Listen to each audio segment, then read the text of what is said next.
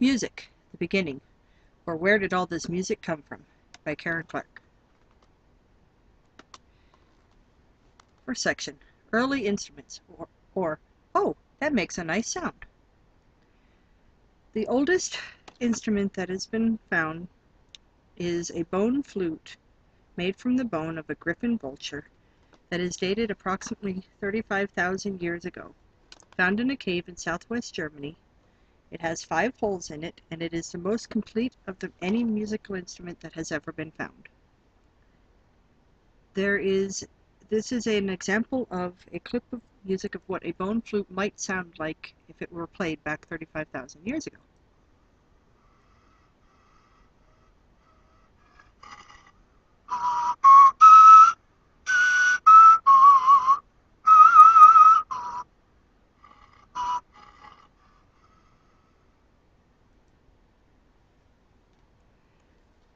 The next of the early instruments are the lyres of Ur. These are dated approximately 2600 to 2400 BC.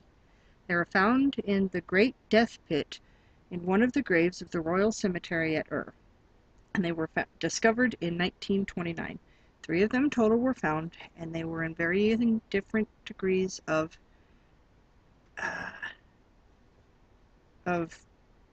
kept and everything.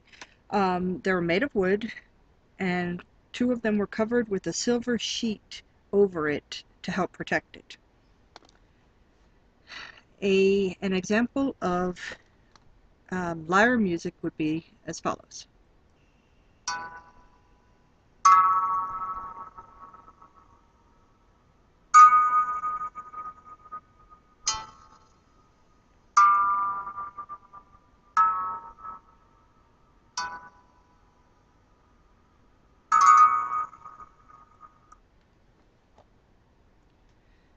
The next section, musical notation, or how we learned to write all this stuff down. Hungarian hymn, or music from long, long ago. This is the earliest written music that has been found, and it was written on a clay tablet in approximately 1400 BC. It is music written for a lyre. It was discovered at the royal palace of Ugarit in Syria, nowadays Syria, and written in cuneiform. The text indicates specific names for the lyre strings and their intervals. One of the tablets is nearly complete and contains the Hungarian hymn to Nikhail, also known as a Hungarian cult hymn. It's the oldest surviving, most complete piece of noted work. The words on the hymn on the top are on the top. Below is Akkadian musical instructions with interval names and signs, so that we actually know what it sounds like. And this is a sample of it.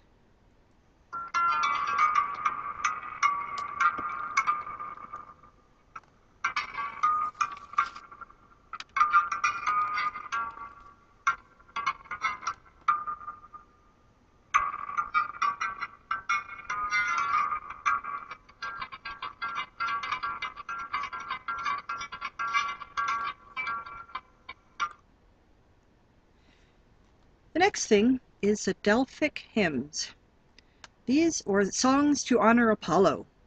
These were hymns from about 128 BC, written for the performance at the Athenian Pythiades, which are festivals held every 10 years. They were written to honor the god Apollo, and they were found on stone fragments at the Athenian treasury of Delphi. They were found in 1893. Both of the hymns that were found are monophonetic,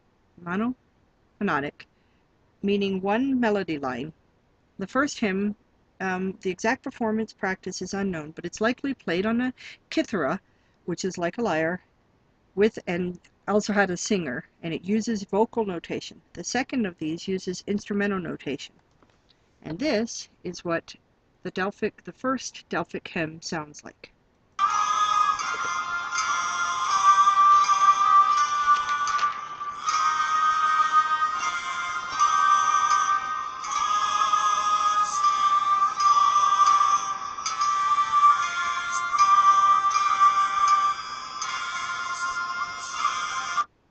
you'll note that the voice and the music all play the same, the notes, the music and the voice all play the same melody line. That is the monophonetic. Next up, we have Pythagoras, or let's take the music apart. In 600 BC, he dissected music as a science, and he developed one of the keystones of modern music, the octave scale. Pythagorean tuning is based on the frequency ratios that are intervals, which are based on the ratio of 3 to 2. Without Pythagoras, we would not have our common scales of today. Roman Empire music, or one more thing they borrowed from the Greek. Roman music was used for funerals, sacrifices, to ward off ill influences. It was a part of almost all social occasions. Romans enjoyed music greatly, both secular and sacred music. Borrowed from the Greek method, they used four tones. In English, those notations would be A, G, F, and C. The rhythm signs were written above the letters, and instruments were tuned to the Greek modes. They used woodwind instruments, such as flutes, ascules, which is a bagpipe, tibia, which is like an oboe.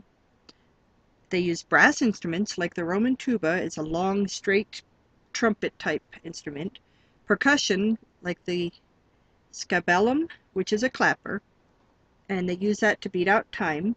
They use rattles and bells and tambourines also. And then they also use stringed instruments, like the lyre, the lute, and the cithara. And this is an example of what ancient Roman music might have sounded like.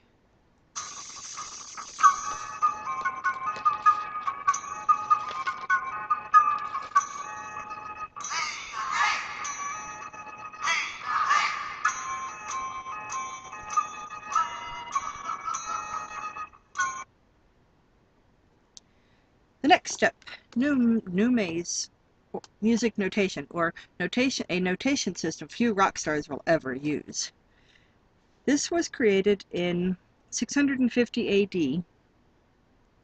It was a new system for writing music using numes, or a note or group of notes to be sung in a single syllable. They indicate general shape but not specific notes or rhythms. Along with that came the Gregorian chant, or plain chant. It is a monophonetic, unaccompanied sacred song of Western Roman Catholic Church. It was used widely in Western Europe during the 9th and 10th centuries. And on a side note, it's called the Gregorian chants because Pope Gregory is said to have received the first ones from God himself, which he wrote them down. This is an example of the Gregorian chant.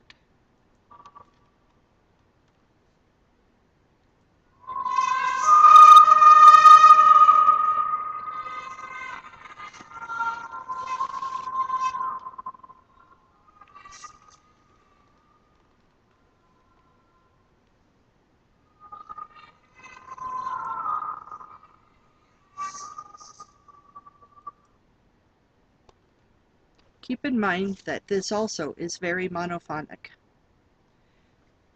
Now we come to a change from monophonic to polyphonic music, or wait, we can sing more than one melody at a time?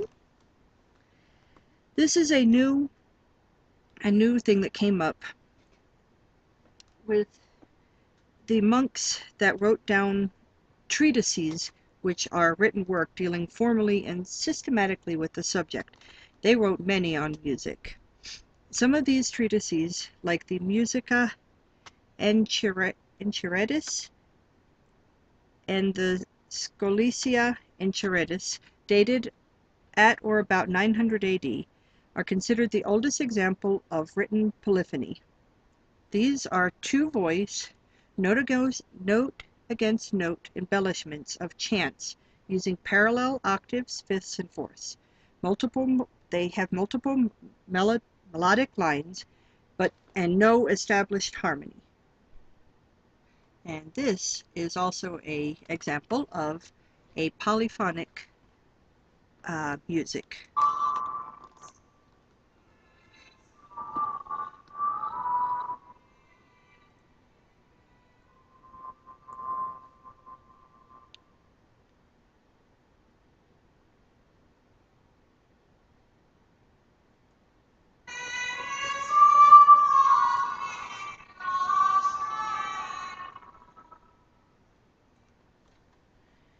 And that is how music began.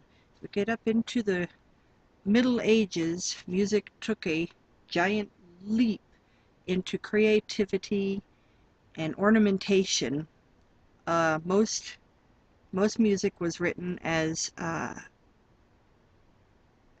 sacred music during the Dark Ages and the Middle Ages, and after that.